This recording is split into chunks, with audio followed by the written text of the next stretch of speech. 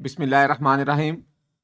जैसा कि आप जानते हैं कि इस सीरीज़ में हम क्विक रिवीजन कर रहे हैं 10th क्लास की। Federal board of intermediate and secondary education का जो कोर्स है एसएलओ बेस्ड उसके मुताबिक। तो आज हमने केमिस्ट्री के कुछ एसएलओज देखने हैं जो नेशनल बुक फाउंडेशन वालों की बुक है केमिस्ट्री की, उसमें ये यूनिट 2 है। तो आइए कुछ एसएलओज को शुरू करते हैं। पहला एसएलओ है explain changes of state and internal energy without change in temperature, such that melting, boiling, freezing, condensation, sublimation, and deposition in terms of kinetic particle theory. Okay. Okay तो सबसे पहले इस एसएलओ में जिस चीज़ का जिक्र किया गया है पहले हम उसको समझेंगे जो कि है kinetic particle theory. Kinetic particle theory, ये थ्योरी बहुत ही सिंपल है और ये थ्योरी सिर्फ ये कहती है कि हर मैटर आपके पास पार्टिकल से मिलके बना हुआ है जो कि बेसिकली एटम्स हैं या मॉलिक्यूल्स हैं और वो रैंडमली डायरेक्शंस में मूव कर रहे हैं। इवन इफ वो सॉलिड है वो वाइब्रेट कर रहे हैं, लिक्विड है तो वो रैंडमली मूव कर रहे हैं, गैस है तो वो रैंडमली मूव कर रहे हैं। इस थ्योरी को काइनेटिक पार्टिकल थ्योरी कहा जाता है। इन पार्टिकल्स के पास जो कि मॉलिक्यूल्स भी हो सकते हैं, एटम्स भी हो सकते हैं, के पास जो काइनेटिक एनर्जी है वही बुनियादी तौर पर उनका टेम्परेचर है, वो उनके टेम्परेचर के डायरेक्टली प्रोपोर्शनल है। और इसी तरह से इनके दरमियान में दो पार्टिकल्स के दरमियान में जो डिस्टेंस है वो उनकी पोटेंशियल एनर्जी के डायरेक्टली प्रोपोर्शनल है। जितना पार्टिकल्स दूर होंगे उतनी ही उनके पास पोटेंशियल एनर्जी ज़्यादा होगी। तो अब ये एसएलओ हमें कह रहा है कि हमने पढ़ना है changes of states of matter के बारे में। Changes of states of matter, यानी कि हमारे पास तीन बुनियादी स्टेट्स ऑफ मैटर हैं, सॉलिड, लिक्विड और गैस। और हमने सिर्फ ये देखना है कि हम कैसे एक स्टेट से दूसरी स्टेट में जा सकते हैं और उनके हमने नाम को देखना है। सबसे पहले अगर हम लोग सॉलिड टू लिक्विड जाएं तो इस प्रोसेस को मेल्टिंग कहा जाता है। जैसे कि मेल्टिंग ऑफ आइस है, आपके पास आइस पानी में जा रही है। इसके बाद अगर आपके पास कोई मेटल है जो कि इसके उलट जाए, जो कि लिक्विड से सॉलिड में जाए, तो इसको हम लोग, जो कि मेल्टिंग के उलट होगा, इसको हम लोग कहेंगे फ्रीजिंग। जैसे कि फ्रीजिंग ऑफ वाटर है। इसके बाद जो तीसरी पॉसिबिलिटी बचती है वो ये है कि अगर कोई चीज़ जो है वो लिक्विड से गैस में जाए, अगर कोई चीज़ लिक्विड से गैस में जाए तो उसको हम लोग कहते हैं बॉइलिंग। और अगर कोई चीज़ गैस से लिक्विड में आए तो उसको हम लोग कहेंगे कंडेंसेशन। इसके बाद हमें लगता है कि यही चार स्टेट्स ऑफ मैटर के दरमियान चेंजेस हैं, लेकिन दो और हैं। और वो ये हैं कि हमने देखा सॉलिड से लिक्विड में जाना और लिक्विड से गैस में जाना, और इसी तरीके से गैस से लिक्विड में वापस आना और लिक्विड से सॉलिड में वापस जाना। लेकिन हम लोग सॉलिड से डायरेक्टली गैस में भी जा सकते हैं और गैस से डायरेक्टली सॉलिड में भी आ सकते हैं। तो अगर हम लोग सॉलिड से डायरेक्टली गैस में जा रहे हैं, और ऐसा तब होगा, सर्टेन कंडीशंस में होगा, जब लिक्विड स्टेट पॉसिबल ना हो, जब उनके पार्टिकल्स इस तरह से अरेंज हो कि लिक्विड स्टेट पॉसिबल ना हो। इसको हम लोग कहते हैं सब्लिमेशन। और सब्लिमेशन बहुत ही ख़ास कंडीशंस में होती है, ये हर वक्त नहीं होती, कुछ मटेरियल्स के साथ कुछ ख़ास टेम्परेचर पर होगी। और इसके बाद हमारे पास है, अगर हम लोग गैस से सॉलिड में चले जाएँ, ये बिल्कुल सब्लिमेशन का उलट है, जिसको हम लोग कहते हैं डेपोजिशन। वो टेम्परेचर जिसके ऊपर कोई भी चीज़ सॉलिड से लिक्विड में चली जाती है उसको हम लोग कहते हैं मेल्टिंग पॉइंट। वो पॉइंट जिस पर कोई चीज़ लिक्विड से सॉलिड में जाती है उसको हम लोग कहते हैं फ्रीजिंग पॉइंट, या वो बिल्कुल सेम है मेल्टिंग पॉइंट के, क्योंकि कोई भी चीज़ सॉलिड से लिक्विड में और लिक्विड से सॉलिड में एक ही पॉइंट पर जाएगी। अगर आपके पास कोई सॉलिड है और आप उसको गर्म करना शुरू करेंगे तो एक ऐसा पॉइंट आएगा जिसमें वो लिक्विड में तब्दील हो जाएगा, जो कि मेल्टिंग पॉइंट होगा। और अगर आपके पास कोई सॉलिड है, आप उसको अगर आपके पास कोई लिक्विड है और आप उसको ठंडा करना शुरू करेंगे सॉलिड में जाने के लिए, तो एक ऐसा पॉइंट आएगा जहाँ पर वो फ्रीज़ हो जाएगा और वो बिल्कुल मेल्टिंग पॉइंट ही होगा, क्योंकि हम बस अब उल्टा जा रहे हैं। इसी तरीके से लिक्विड टू गैस हमारे पास है बॉइलिंग पॉइंट और कंडेंसेशन पॉइंट बिल्कुल बॉइलिंग पॉइंट ही है, वो दोनों पॉइंट सेम हैं। सॉलिड टू गैस इसको हम लोग कहते हैं सब्लिमेशन पॉइंट, जो कि गैस टू सॉलिड भी सेम है, सब्लिमेशन पॉइंट। अब यहाँ पर हमें इस एसएलओ के मुताबिक दो और चीज़ें समझनी हैं, वो ये हैं कि जब भी ये स्टेट्स ऑफ मैटर के दरमियान चेंजेस होंगी, ये 6 स्टेट्स ऑफ मैटर के दरमियान चेंजेस हैं, melting, freezing, boiling, condensation, sublimation और डेपोजिशन। तो इनके दरमियान आपके जो पार्टिकल्स की काइनेटिक एनर्जी है वो कांस्टेंट रहेगी। वैसे जब भी हम लोग किसी चीज़ को हीट करेंगे या कूल डाउन करेंगे तो उनकी काइनेटिक एनर्जी चेंज होगी, और ये हम अभी अगले एसएलओ में देखेंगे। लेकिन इन पॉइंट्स पर, ये जो हमारे पास पॉइंट्स हैं, मेल्टिंग पॉइंट, बॉइलिंग पॉइंट और सब्लिमेशन पॉइंट, इन 3 पॉइंट्स पर आपके पास टेम्परेचर कांस्टेंट रहेगा, क्योंकि काइनेटिक एनर्जी कांस्टेंट रहेगी। लेकिन आपके पास जो इनकी पोटेंशियल एनर्जी है, जिसके बारे में मैंने अभी शुरू में बताया, वो आपके पास इंक्रीज़ करती रहेगी, वो आपके पास रुकेगी नहीं। यानी कि इनकी जो ओवरऑल इंटरनल एनर्जी है वो फिर भी इंक्रीज़ करती रहेगी। नेक्स्ट। बड़े अच्छे तरीके से एक्सप्लेन किया जी इन्होंने पहले एसएलओ को। बहुत ही कॉम्पिटेंट बच्चे हैं ये। इन्होंने 9th क्लास में फर्स्ट पोजीशन भी ले रखी है अपने स्कूल में। आइए अब सेकंड एसएलओ की तरफ चलते हैं। Distinguish between evaporation and boiling. तो अभी हमने पढ़ा है कि जब हम लोग जाएँगे फ्रॉम लिक्विड टू गैस, तो उसको हम लोग कहेंगे बॉइलिंग। तो ये बात बिल्कुल ठीक है, लेकिन इसके अलावा हम लोग लिक्विड टू गैस एक और प्रोसेस के थ्रू भी जा सकते हैं, जिसको कहा जाता है इवेपोरेशन। ये काफ़ी सिमिलर चीज़ें हैं, लेकिन इनके दरमियान में डिफरेंस को समझना ज़रूरी है। अब बॉइलिंग तो आपके पास बॉइलिंग पॉइंट पर होगा। उस पॉइंट पर, जैसे कि वाटर के लिए 100 डिग्री सेल्सियस पर है, जब आपके पास तमाम का तमाम लिक्विड गैस में तब्दील हो जाएगा। लेकिन अब होता ऐसे है, जैसे अगर हम लोग एक एग्जांपल लें, हमारे पास एक कंटेनर है और इसके अंदर हमारे पास पानी है। तो ये पानी, काइनेटिक थ्योरी के मुताबिक हमारे पास पानी के अंदर मॉलिक्यूल्स होंगे। अब ये मॉलिक्यूल्स रैंडमली मूव कर रहे हैं, ये लिक्विड में हैं और ये गैस में तब तब्दील होंगे जब इनके दरमियान इनफ स्पेस आ जाएगी और इनके पास इनफ काइनेटिक एनर्जी होगी। तो इनके पास इनफ इंटरनल एनर्जी या इनफ काइनेटिक एनर्जी और पोटेंशियल एनर्जी होगी। तो अब जो पार्टिकल्स ऊपर वाली साइड पर हैं, इवन अगर आप बॉइलिंग पॉइंट पर नहीं पहुँचे हैं, जैसे पानी के लिए वो है 100 डिग्री सेल्सियस, तो तब भी बेशक आप अगर अभी आप 20 डिग्री सेल्सियस पे हैं या 50 डिग्री सेल्सियस पे हैं, तब भी जो ऊपर वाले पार्टिकल्स हैं, कभी-कभी रैंडमली वो नीचे से कोई ज़्यादा ज़ोर से टकरा गया, तो उनके पास इनफ एनर्जी आ जाती है कि वो इसको एस्केप कर जाएँ और हवा में मिल जाएँ। तो इस तरीके से इवन दो आप अभी बॉइलिंग पॉइंट पर नहीं पहुँचे हैं, लेकिन आप स्लोली आपका लिक्विड गैस में तब्दील होगा। लेकिन ये सिर्फ़ सरफ़ेस से होगा, नीचे से कोई एस्केप नहीं कर सकता। नीचे से वो तभी एस्केप करेगा जब सरफ़ेस नीचे होती जाएगी, होती जाएगी। तो इस तरीके से अगर आप कोई पानी का गिलास छोड़ेंगे, तो कोई हफ़्ते बाद वो बेशक बॉइलिंग पॉइंट पे ना पहुँचा हो, खुद ब खुद तमाम का तमाम पानी इवेपोरेट हो जाएगा। तो इस प्रोसेस को हम लोग कहते हैं इवेपोरेशन।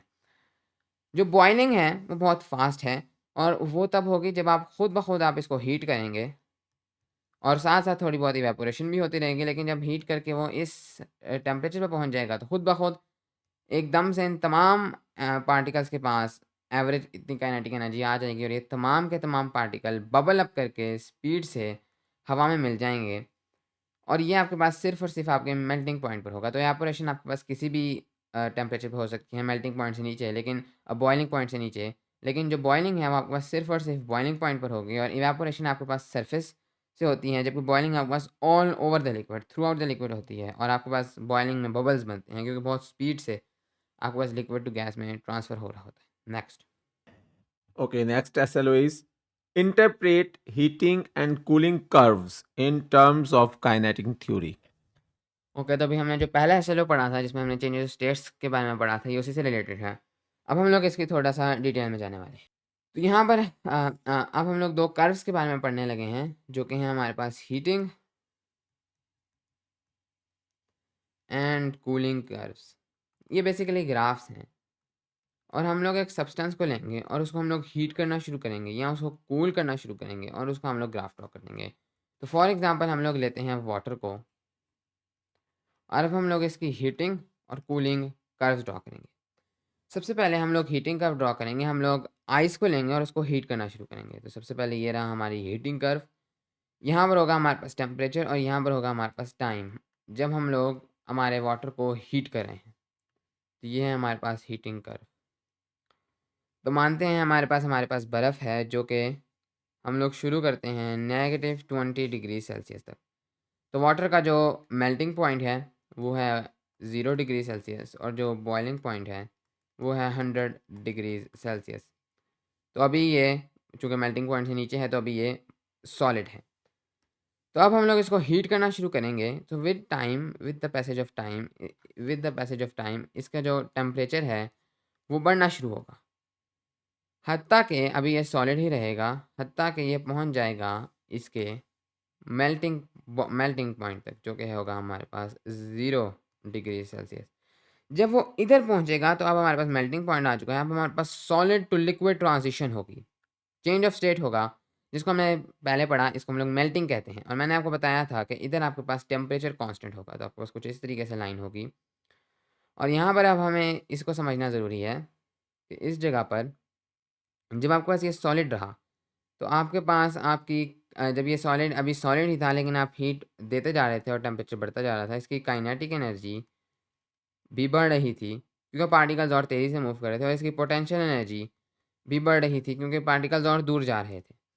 लेकिन जब टेम्परेचर कांस्टेंट हो गया है, तो नाउ आपके पास टेम्परेचर कांस्टेंट हुआ है, इसलिए काइनेटिक एनर्जी भी बढ़ना रुक जाएगी। काइनेटिक एनर्जी बढ़ना आपके पास अब रुक जाएगी। वो एक constant speed constant kinetic energy star करेंगे पार्टिकल्स। आपका टेम्परेचर उस पॉइंट पर सेम रहेगा, वो 0 डिग्री सेल्सियस ही रहेगा, हत्ता कि तमाम के तमाम पार्टिकल्स सॉलिड टू लिक्विड तब्दील ना हो जाए। लेकिन आपके पास आपकी जो पोटेंशियल एनर्जी है वो अभी भी बढ़ती रहेगी क्योंकि आपके पास पार्टिकल्स अभी भी दूर जाते रहेंगे, वो सॉलिड टू लिक्विड ट्रांजिशन करते रहेंगे। तो आपके पास जो इंटरनल एनर्जी है वो अभी भी बढ़ेगी, लेकिन टेम्परेचर यहाँ पर कुछ देर के लिए कांस्टेंट होगा। अब जैसे ही तमाम के तमाम पार्टिकल्स सॉलिड टू लिक्विड में ट्रांसफ़र हो चुके होंगे, तो अब फिर से आपका टेम्परेचर इंक्रीज़ होना शुरू होगा जैसे-जैसे आप हीट करते जाएँगे और ये लिक्विड अभी लिक्विड ही रहेगा लेकिन गर्म होता जाएगा। इसकी यहाँ पर आपके पास काइनेटिक एनर्जी भी बढ़ेगी और पोटेंशियल एनर्जी भी बढ़ेगी। हत्ता कि अब ये पहुँच जाएगा बॉइलिंग पॉइंट पर, जो कि है हमारे पास वाटर के लिए 100 डिग्री सेल्सियस। इसके बाद फिर से थोड़ी देर के लिए आपके पास टेम्परेचर कांस्टेंट हो जाएगा और इसके बाद फिर ये गैस में चला जाएगा, जिसके आगे हम लोग नहीं जाएँगे। तो ये है आपके पास आपका बॉइलिंग का प्रोसीजर, ये आपके पास आपका बॉइलिंग पॉइंट है। इधर भी अगेन आपके पास जो काइनेटिक एनर्जी है वो कांस्टेंट रहेगी, लेकिन पोटेंशियल एनर्जी आपके पास अभी भी बढ़ती रहेगी। सो ये वाला आपके पास पॉइंट है मेल्टिंग और ये है आपके पास boiling, from liquid to gas और from solid to liquid.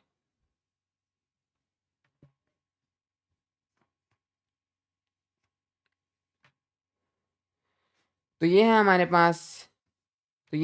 Pass heating curve. अब वैसे अगर कोई ऐसा सॉलिड हो जो कि डायरेक्टली सॉलिड टू गैस जाइए, तो हमने वाटर की एग्जांपल ली जो डायरेक्ट सॉलिड टू गैस नहीं जाता, यानी कि सब्लिमेट नहीं होता।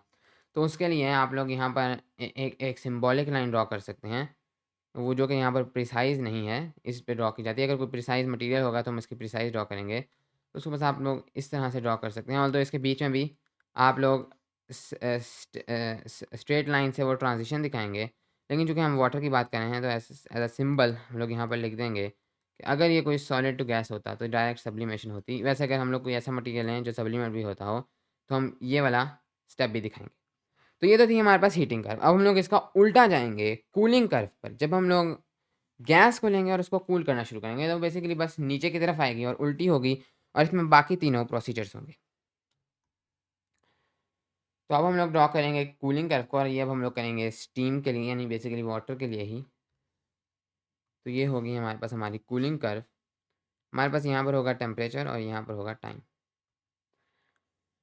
तो मानते हैं हमने वाटर को लिया है बल्कि ऊपर से हम लोग शुरू करेंगे। हमने वाटर को लिया है from from may be 120 degree Celsius. यहाँ पर वाटर हमारे पास क्या होगा, हमारे पास वाटर स्टीम में होगा, यानी गैसियस फॉर्म में होगा। यहाँ से हम इसको ठंडा करना शुरू करेंगे। इसका टेम्परेचर विद टाइम डिक्रीज होना शुरू होगा, हत्ता कि ये पहुँच जाएगा इसके कंडेंसेशन पॉइंट या अगेन बॉइलिंग पॉइंट पर, जो कि है 100 डिग्रीज सेल्सियस। अब इसका टेम्परेचर कांस्टेंट होगा क्योंकि कंडेंसेशन हो रही है और ये पहले था गैस में।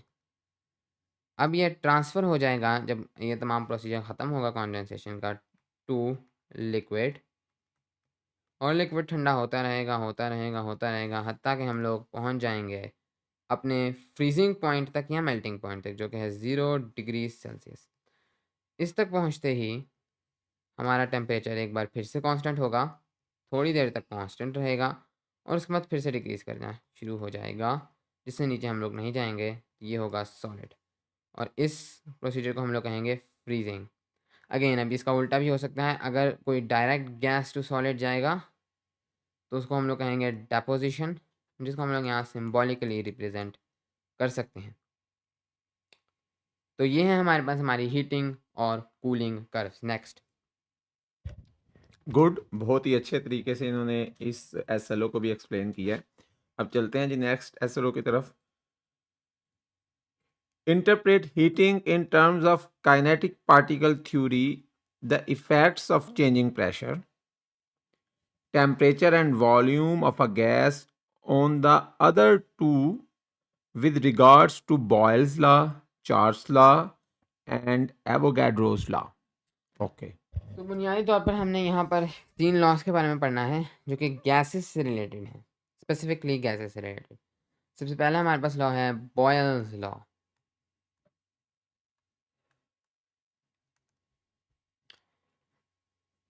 तो बॉयल्स लॉ सिंपली ये कहता है कि अगर हमारे पास हमारी गैस का अगर हमारे पास हमारी गैस का अगर हमारे पास हमारी गैस का टेम्परेचर कांस्टेंट है, यानी हमारी गैस का टेम्परेचर सेम रहता है, तो हमारे पास हमारी गैस का वॉल्यूम इनवर्सली प्रोपोर्शनल होगा हमारी गैस के प्रेशर के साथ। अगर हम लोग अपनी गैस के वॉल्यूम को बढ़ाएंगे तो प्रेशर हमारे पास डिक्रीज़ कर देगा, एंड वाइस वर्सा अगर हम लोग वॉल्यूम को डिक्रीज़ करेंगे तो प्रेशर हमारे पास इंक्रीज़ होगा। बुनियादी तौर पर इनवर्सली प्रोपोर्शनल हैं ये दोनों चीज़ें व्हेन टेम्परेचर इज़ कांस्टेंट। तो अगर हम लोग एक कंटेनर लें,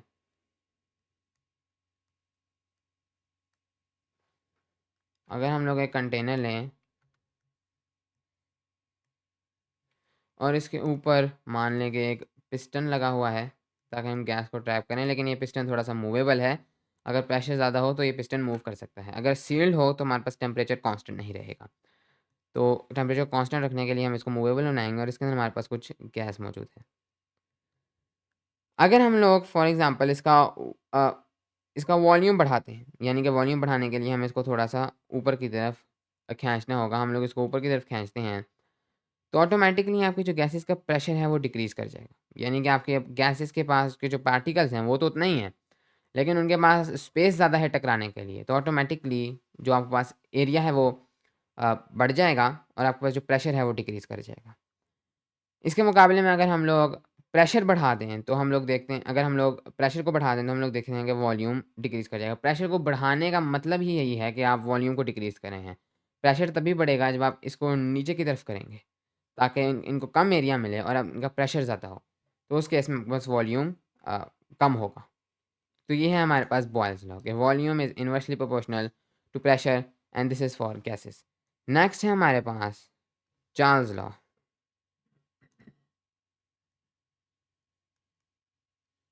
उनकी बॉयज लॉ की इक्वेशन भी लिख दो इक्वल करके। तो बॉयल्स लॉ की इक्वेशन सिर्फ ये है कि आपने यहाँ एक कांस्टेंट लगा देना है, PV is equal to constant. P is equal to constant. बुनियादी तौर पर हमने इसी को इसमें कन्वर्ट कर दिया। अब हम लोग आएंगे चार्ल्स लॉ पर, और चार्ल्स लॉ कहता है कि आपके पास जो वॉल्यूम है वो डायरेक्टली प्रोपोर्शनल है टेम्परेचर के व्हेन प्रेशर इज़ कांस्टेंट। अब आपने प्रेशर को कांस्टेंट रखना है, तो आपका जो वॉल्यूम है अगर आप उसको बढ़ाएंगे तो टेम्परेचर भी बढ़ेगा, टेम्परेचर को बढ़ाएंगे तो वॉल्यूम भी बढ़ेगा। अगर हम लोग अगेन एक कंटेनर लें, इसके ऊपर हमारे पास एक पिस्टन हो और इसके अंदर हम लोग कुछ गैस को रखें, लेकिन ये पिस्टन अगेन मूवेबल होनी चाहिए ताकि हमारे पास प्रेशर कांस्टेंट रहे। अगर ये पिस्टन मूवेबल नहीं होगी तो हमारे पास प्रेशर कांस्टेंट नहीं रहेगा। तो यहाँ पर जाकर अगर हम लोग इसको नीचे से हीट करें यानी इसका टेम्परेचर इंक्रीज करें तो अब ऑटोमेटिकली चूंकि हमारे पास प्रेशर तो कांस्टेंट रहेगा यानी कि ये पार्टिकल्स और तेज़ी से मूव करना शुरू हो जाएंगे क्योंकि हमने इसका टेम्परेचर बढ़ाया है। तो इसका प्रेशर तो हमने कांस्टेंट रखना है, ये तो शर्त है। तो इसलिए ये हम पिस्टन को इतना लाइट बनाएंगे कि ये खुद ब खुद ऊपर मूव हो जाए। अगर इतनी लाइट ना होती तो आपके पास एक्चुअली में प्रेशर बढ़ जाता क्योंकि आपके पास ये पार्टिकल्स ज़्यादा ज़्यादा फोर्स एक्सर्ट करते हैं। लेकिन चूंकि अब पिस्टन मूवेबल है तो ये पिस्टन ऊपर मूव कर जाएगी और अब आपके पास प्रेशर तो कांस्टेंट रहेगा लेकिन ऑटोमेटिकली वॉल्यूम बढ़ जाएगा जब अपने टेम्परेचर को इंक्रीज़ किया तो इसको हम लोग चार्ल्स लॉ कहते हैं और इसकी भी हम इक्वेशन बना सकते हैं सिंपली कि v divided by t is equal to constant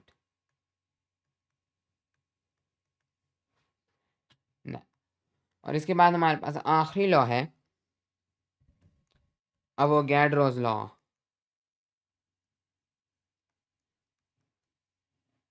जो कि हमें एक शख्स ने दिया था जिन्होंने हमें जिनके ऊपर अवोगाड्रोस कांस्टेंट का नाम भी रखा गया है।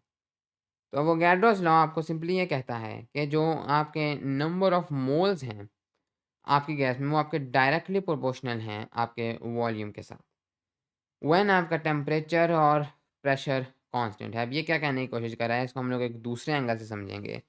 ये सिर्फ ये कहने की कोशिश कर रहा है कि मसलन अगर आपके पास 2 बलून्स हैं और ये आपके पास एक दूसरा बलून है, इसके अंदर मसलन आपके पास O2 गैस है और इसके अंदर आपके पास H H2 गैस है। ये गैसेस डिफरेंट हैं लेकिन अगर आप इनका वॉल्यूम सेम रखते हैं तो आपके पास इनके अंदर exactly same amount of moles होंगे। या दूसरी तरफ अगर आप इनका नंबर ऑफ मोल्स सेम रखते हैं अंदर के पार्टिकल्स के तो आपके पास इनका वॉल्यूम एग्जैक्टली सेम होगा अगर आपका टेम्परेचर और प्रेशर कांस्टेंट है तो अगर हम लोग मसलन एक हम लोग टेम्परेचर और प्रेशर लेते हैं 1 atm का प्रेशर और 20 डिग्री सेल्सियस का टेम्परेचर जो कि हमारे पास रूम टेम्परेचर एंड प्रेशर है RTP। तो इसके ऊपर आपके पास तमाम गैसेस का वॉल्यूम अगर उनका टेम्परेचर और प्रेशर कांस्टेंट है यानी कि वो एक सील्ड कंटेनर में है वो एग्जैक्टली सेम होगा। तो एक्चुअली में अगर हम लोग इसको देखें तो फॉर 1 मोल इस टेम्परेचर पर हमारे पास जो वॉल्यूम होता है वो तमाम गैसेस के लिए सेम है जो है क्या है 24 डेसीमीटर क्यूब्स। तो इसको हम लोग मोलर वॉल्यूम ऑफ गैस कहते हैं। इस टेम्परेचर और प्रेशर पर तमाम गैसेस 1 मोल अगर होगा तो वो सेम वॉल्यूम लेंगी। इसको हम लोग अवोगाड्रोस लॉ कहते हैं। नेक्स्ट बहुत ही खूबसूरत अंदाज में ये एक्सप्लेन किया है जी इन्होंने, खासकर एवोगाड्रोस लॉ को। अब आगे चलते हैं नेक्स्ट एसएलओ की तरफ। Explain qualitatively the effect of external pressure on the rate of boiling and evaporation. तो हमने पढ़ा था बॉइलिंग और इवेपोरेशन को। मैं इसको यहाँ पर दोबारा से लिख देता हूँ, बॉइलिंग और इवेपोरेशन। मैं यहाँ पर कंटेनर को भी दोबारा ड्रॉ करूँगा। हमारे पास एक कंटेनर है जिसके अंदर हमारे पास कोई लिक्विड है और कोई भी लिक्विड हो सकता है, वाटर भी हो सकता है और हमारे पास उसके अंदर उसके पार्टिकल्स हैं, उसके मॉलिक्यूल्स हैं या उसके एटम्स हैं। अब हमने देखा था कि ये एवेपोरेट भी होगा और ये बॉयल भी होगा, ये दोनों चीज़ें करेगा ये वाला लिक्विड। लेकिन यहाँ पर हमसे ये सवाल है कि अगर हम लोग जो एक्सटर्नल प्रेशर है जो कि नॉर्मली हमारे पास होता है 1 एटमॉस्फेरिक प्रेशर, लेकिन अगर हम लोग और बुलंदी पर चले जाएँ तो ये हमारे पास प्रेशर कम हो जाता है और इसी तरीके से डिफरेंट डिवाइसेस में जैसे कि प्रेशर कुकर्स में इस प्रेशर को काफ़ी बढ़ा दिया जाता है। तो इसके बढ़ने से हमारे पास बॉइलिंग और इवेपोरेशन पर क्या फ़र्क पड़ेगा? तो जवाब बिल्कुल ही सिंपल है क्योंकि जब हमारे पास इन पार्टिकल्स ने एस्केप करना है तो इन्होंने अपनी कुछ काइनेटिक एनर्जी और पोटेंशियल एनर्जी लेके एस्केप करना है। वो ये 2 वजूहात से ले रहे हैं। एक वजह ये है कि ये जो इंटरनल अट्रैक्शंस हैं पार्टिकल्स की, जो कि हाइड्रोजन बॉन्डिंग या किसी भी बॉन्डिंग से होंगी, उनको ये ओवरकम कर लें। तो उनसे ये निजात लेकर थोड़ा दूर चले जाएँ। और दूसरा फैक्टर है कि जो हवा इन पर प्रेशर लगा रही है, जो हवा इनको रोके रखी है, हवा इनको दबा के रखी है, इसको भी ये ओवरकम कर लें। तो अगर आप अपना एटमॉस्फेरिक प्रेशर ही बढ़ा देंगे तो ऑटोमेटिकली अब उनको ज़्यादा एनर्जी चाहिए एस्केप करने के लिए, तो आपके पास आपका जो बॉइलिंग पॉइंट है वो आपके पास इंक्रीज़ कर जाएगा और आपके पास बॉइलिंग और इवेपोरेशन स्लो हो जाएगी। तो बुनियादी तौर पर boiling is inversely proportional to increasing the temperature outside. Next. Good. Examine qualitatively, ये SLO हो गया, sorry. Explain diffusion of gases in terms of kinetic particle theory. Yes. तो हमारे पास गैसेस का एक और कॉन्सेप्ट है जो कि है डिफ्यूजन, जो कि बेसिकली सॉलिड्स और लिक्विड्स में भी होता है। डिफ्यूजन में सिर्फ ये होगा कि अगर आपके पास कोई चीज़ है और वो एक जगह पर ज़्यादा मिकदार में है और दूसरी जगह पर कम मिकदार में है, तो वो ऑटोमेटिकली ज़्यादा मिकदार वाली जगह से कम मिकदार वाली जगह पे चली जाएगी, यानी कि from high concentration to low concentration. अगर यहाँ पर मेरे पास एक मेम्ब्रेन है बीच में और मेरे पास यहाँ पर दो गैसेस हैं, इस जगह पर मेरे पास ये गैस है ग्रीन वाली और इस जगह पर मेरे पास ये रेड वाली गैस है। अभी ये मूव नहीं कर सकते, लेकिन मैं इस कंटेनर को अब हटाऊंगा। अगर मैं इस कंटेनर को अब हटा दूं तो मेरे पास ये ऑटोमेटिकली ये वाली ग्रीन गैस इधर हाई कॉन्सेंट्रेशन में है, ग्रीन कलर में मैं लिखूंगा, यहाँ पर ये हाई कॉन्सेंट्रेशन में है और यहाँ पर ये लो कॉन्सेंट्रेशन में है। तो ग्रीन गैस इक्वल कॉन्सेंट्रेशन में हो जाएगी दोनों तरफ और वो high concentration to low concentration move करेगी। और अगर हम लोग रेड गैस की बात करें तो वो यहाँ पर हाई कॉन्सेंट्रेशन में है और वो यहाँ पर लो कॉन्सेंट्रेशन में है, तो वो यहाँ से यहाँ पर मूव कर जाएगी थ्रू डिफ्यूजन। अब ये समझना ज़रूरी है कि डिफ्यूजन कोई मैजिक नहीं है, ऐसा नहीं है कि ये पार्टिकल कहता है कि यहाँ पर मैं हाई कॉन्सेंट्रेशन में हूँ और मैं वहाँ पर लो कॉन्सेंट्रेशन में हूँ, तो ये डेलिबरेटली हाई से लो पर चले जाती हैं। एक रैंडम प्रोसेस है क्योंकि हमारे पास पार्टिकल्स हर तरफ रैंडमली मूव कर रहे हैं।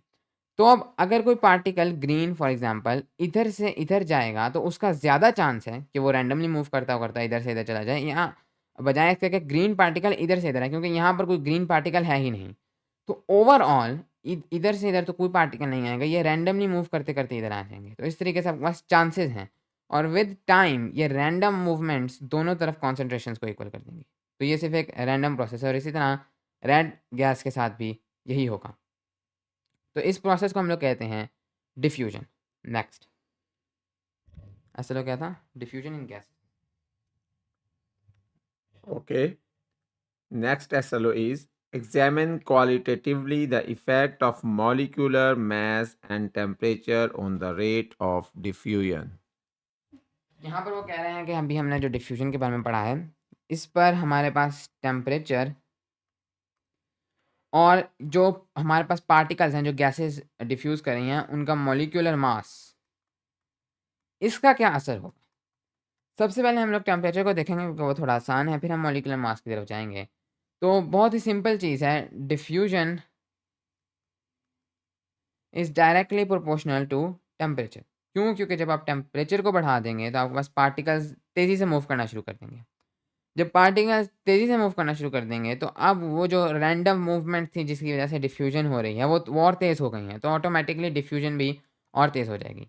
अब अगर हम लोग दूसरे चीज़ पर आएँ जो कि है मॉलिक्यूलर मास, तो डिफ्यूजन और मॉलिक्यूलर मास के दरमियान की जो रिलेशनशिप है वो हमें ग्रेहम्स लॉ से मिलती है, जिसको मैं यहाँ पर डिराइव भी करूँगा, जो कि हमें कहता है कि हमारे पास जो डिफ्यूजन है या जो रेट ऑफ डिफ्यूजन है, कितनी तेज़ी से डिफ्यूजन होगी, इसको रेट ऑफ डिफ्यूजन लिखना चाहिए।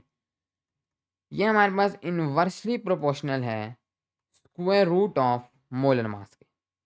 इसका मतलब ये है कि फॉर एग्जांपल अगर आप मॉलिक्यूलर मास या मोलर मास को 4 टाइम्स इंक्रीज़ करेंगे, तो आपके पास जो रेट ऑफ डिफ्यूजन है वो 2 टाइम्स डिक्रीज़ करेगा। यानी कि ये डायरेक्ट इनवर्स रिलेशन नहीं है बल्कि स्क्वायर रूट का इनवर्स रिलेशन है। तो एक्चुअली में हम इसको डिराइव कर सकते हैं इस रिलेशन को। तो अगर हम लोग 2 गैसेस लें जैसे कि हमने ऊपर ली, एक ग्रीन है और एक रेड है, और मान लेते हैं कि ये जो ग्रीन वाली गैस है और हाँ, ये वाली जो रिलेशनशिप है ये तब है जब आपके पास टेम्परेचर कांस्टेंट हो। और इसी तरीके से जो हमने ऊपर diffusion is directly proportional to temperature पढ़ा, वो भी तब होगा जब आपके पास मॉलिक्यूलर मास कांस्टेंट हो। अगर आपके पास मॉलिक्यूलर मास ही साथ में चेंज कर देगा तो ज़ाहिर है फिर ये रिलेशनशिप उस तरह से होल्ड नहीं करेगी। तो अगर आपके पास ये एक ग्रीन गैस है और एक ये रेड गैस है और ये दोनों सेम टेम्परेचर पर हैं, तो इसका हम लोग मान लेते हैं कि जो मोलर मास है दैट इज़ m1 और इसका मोलर मास है m2। टेम्परेचर दोनों का सेम है T और इन दोनों की काइनेटिक एनर्जी भी सेम है KE। इन दोनों की काइनेटिक एनर्जी भी सेम है और इस तरीके से ये एक वेलोसिटी से पे मूव कर रहा होगा v1 और ये एक वेलोसिटी पे मूव कर रहा होगा v2 जो इसको टेम्परेचर देगा। यही बेसिकली हमारे पास रेट ऑफ डिफ्यूजन है। जब मैं रेट ऑफ डिफ्यूजन कह रहा हूँ तो मैं इन्हीं वेलोसिटीज़ की बात कर रहा हूँ, क्योंकि यही है कि कितना तेज़ पार्टिकल मूव करेगा वही उसका रेट ऑफ डिफ्यूजन होगा। यहाँ से अगर हम लोग रिलेशनशिप बना दें, इन दोनों की काइनेटिक एनर्जी सेम है, this means that half m1 v1 squared is equal to half m2 v2 squared on average. इसके बाद यहाँ पर से हाफ हाफ को हम लोग कट कर सकते हैं। हमारे पास बचता है कि m1 और इधर मैं डिवाइड कर देता हूँ m2 को is equal to v2 square divided by v1 square. अगर मैं इसको उलट कर दूं तो v2 square is divided by v1 square is equal to m1 divided by m2। तो यहाँ से हमारे पास आता है कि v2 divided by v1 is equal to square root of m1 divided by square root of m2। अगर हम लोग यहाँ पर से एक सेट को देखें या 2 को या 1 को, तो हम लोग क्लियरली देख सकते हैं कि हमारे पास जो वेलोसिटी होगी वो इन्वर्सली प्रोपोर्शनल होगी square root of the molar mass के। और यही हमारे पास ग्रेहम्स लॉ है और यही वेलोसिटी हमारे पास रेट ऑफ डिफ्यूजन है। नेक्स्ट,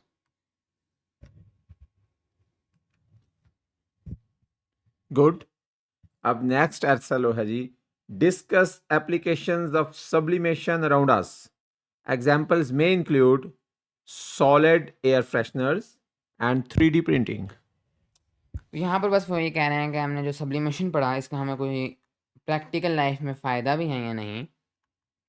यहाँ पर एसएलओ में 2 यूजेस मेंशन हैं, मैं हम लोग उन्हीं के बारे में बात करेंगे। सबसे पहले हमारे पास यूज़ है सॉलिड एयर फ्रेशनर्स। इसके ऑफ कोर्स और भी बहुत सारे यूजेस हैं, लेकिन एज एन एग्जांपल हमारे पास ये 2 यूजेस हैं, solid air fresheners.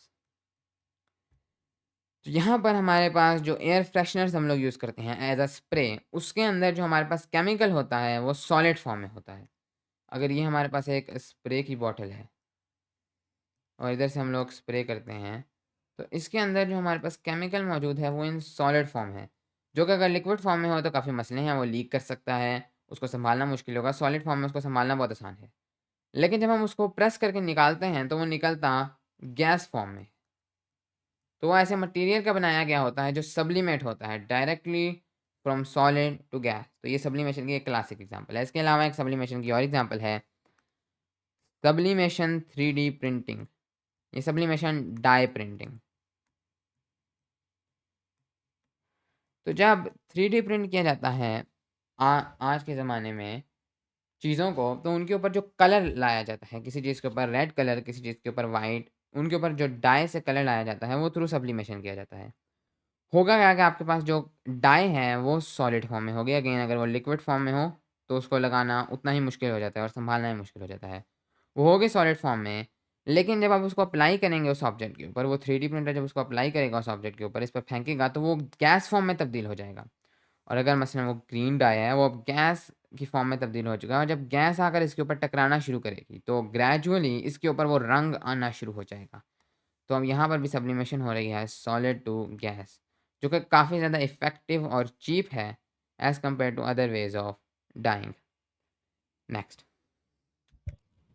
Very very good explanation. आइए अब अपने आखिरी एसएलओ की तरफ चलते हैं। Explain with the help of kinetic particle theory the importance of rates of diffusion of medicine in the body. Yes. तो अब यहाँ पर हमारे पास रेट ऑफ डिफ्यूजन की एक प्रैक्टिकल लाइफ के बारे में बात की जा रही है। एक एग्जांपल है कि जब हम लोग मेडिसिन को इंजेक्ट किया जाता है हमारी बॉडी में, तो हमारे पास होता सिर्फ ये है कि हमारे पास अगर ये एक ब्लड स्ट्रीम है और हमारे पास एक ही ब्लड स्ट्रीम तमाम की तमाम बॉडी से कनेक्टेड है, तो हर बॉडी के हिस्से तक इस ब्लड स्ट्रीम के थ्रू पहुंचा जा सकता है। ये एक रोड की तरह है। इसके अंदर हमारे पास उस दवाई को इंजेक्ट कर दिया जाएगा और वो दवाई हमारे पास इधर आ जाएगी अब होगा ये कि मसलन इस दवाई ने अपने कुछ टारगेट सेल्स तक पहुँचना होगा, तो ये हमारे पास बाकी तमाम सेल्स हैं।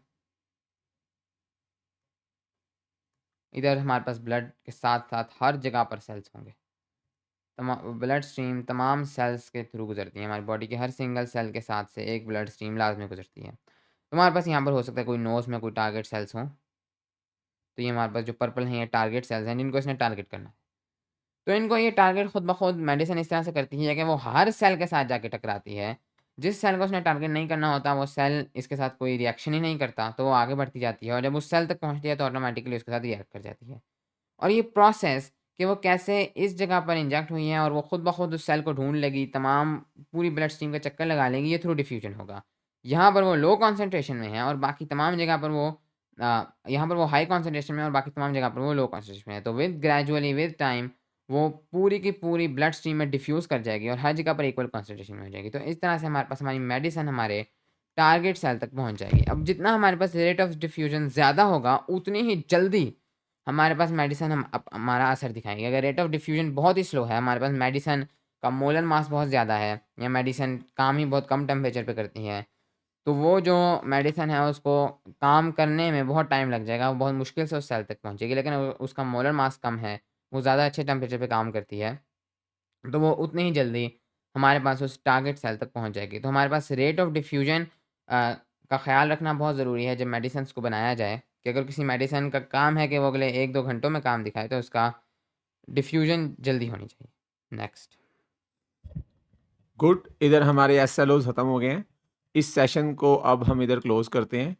नेक्स्ट सेशन में इंशाल्लाह हम एक्सरसाइज़ में एमसीक्यूज़, शॉर्ट आंसर क्वेश्चंस और इस किस्म की चीज़ें करेंगे। आपका बहुत शुक्रिया। Thank you too much.